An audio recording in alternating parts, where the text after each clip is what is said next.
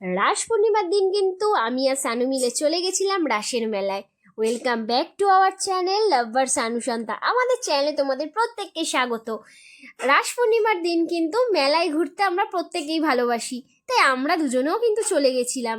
বিভিন্নভাবে কিন্তু ঠাকুরকে কিন্তু সাজানো হয়ে থাকে।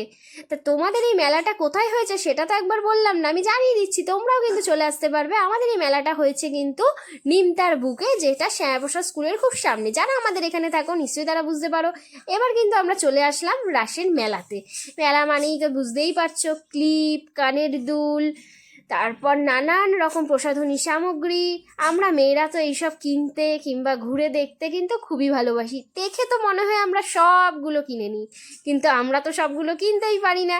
আমরা কিন্তু ওই দেখে নিই। আমি কিন্তু কয়েকটা চুড়ি কিনে নিয়েছিলাম, তারপর কিন্তু আমি প্লেট কিনে নিয়েছিলাম, বেশ 10টার মতন প্লেট কিনে নিয়েছিলাম কিছু প্রয়োজনের জন্য।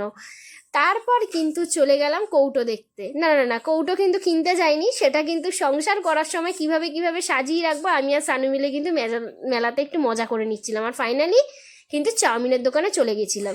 এইভাবেই কিন্তু আমরা সেদিন সন্ধ্যেটা কাটিয়েছিলাম। তোমাদের এই ব্লগটা কেমন লাগলো আমাদের কমেন্ট সেকশনে কমেন্ট করে জানিও। টাটা।